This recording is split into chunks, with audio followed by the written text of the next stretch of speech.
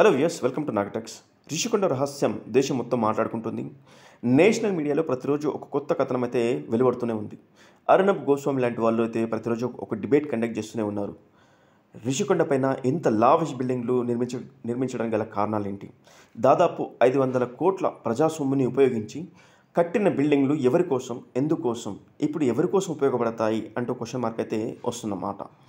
అదేవిధంగా జగన్మోహన్ రెడ్డి ప్రభుత్వం 2019 నుంచి 2024 వరకు ఉన్న సమయంలో రిషికొండ పైన అయితే నిర్మాణాలు చేపట్టారు. దాదాపు 500 కోట్ల రూపాయలతోటి నిర్మించిన ఈ బిల్డింగ్లు అప్పుడు ఏ ఒక్క నాయకుడు కానీ ఈ బిల్డింగ్లు తన సొంత నివాసం కోసమా లేకపోతే ప్రభుత్వ భవనాల కోసమా అనే విషయం పైన అయితే ప్రెస్ మీట్ పెట్టి చెప్పిన విషయం లేదు. అసలు ఎందుకోసం కడుతున్నారో కూడా ఎవరికి చెప్పలేదు. ఎవరు ప్రశ్నించినా కూడా వాళ్ళ మీద బూతుల వర్షం కురిపించారు. ముఖ్యంగా చంద్రబాబు నాయుడు గారు కానీ లేకపోతే పవన్ కళ్యాణ్ గారు కానీ రిషికొండని సందర్శించడానికి వెళ్ళినప్పుడు వాళ్ళకి కనీస అనుమతి కూడా ఇవ్వలేదు. ఒకవేళ ప్రభుత్వ భవనాలు అయితే కనుక వాళ్ళకి ఎందుకు పర్మిషన్ ఇవ్వలేదు? ఎందుకంటే ప్రభుత్వ భవనాలు అందరూ చూడడానికి వీలుంటుంది.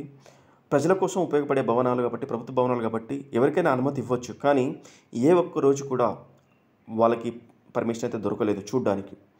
అప్పుడు ఏ ఒక్క నాయకుడు కూడా అది ఎందుకోసం కడుతున్నారో ఒక క్లారిటీ అయితే ఇవ్వలేదు. కానీ వాళ్ళు కంటిన్యూస్గా ప్రశ్నిస్తున్నప్పుడు ఒకే విషయం అయితే ట్వీట్ ద్వారా తెలియజేస్తారు. అవి ప్రభుత్వ భవనాలు మాత్రమే, ప్రభుత్వం ఉపయోగించుకునే విధంగా భవనాలు నిర్మిస్తున్నారు తప్ప తన సొంత నివాసానికి కాదు అంటూ ఒక ట్వీట్ అయితే పెట్టారు.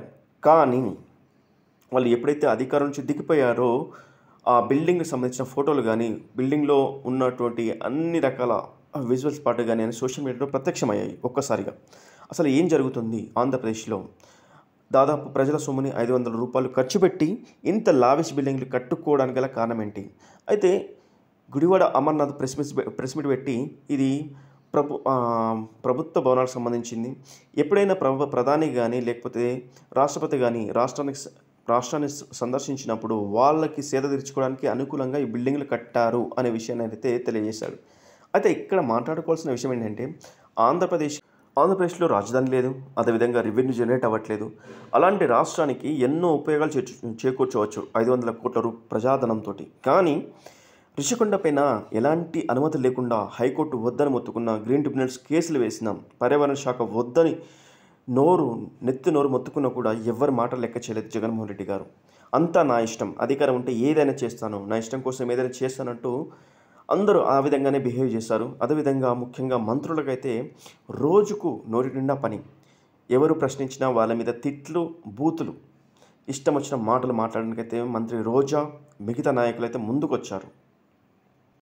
ఇప్పుడు హైకోర్టు, పర్యావరణ శాఖ, గ్రీన్ ట్రిబ్యునల్స్ అందరూ కలిసి మళ్ళీ కేసులు వేస్తే పరిస్థితి ఏంటి? జగన్మోహన్ రెడ్డి గారు ఈ విషయంలో కూడా జైలుకి వెళ్ళే అవకాశం ఉందా?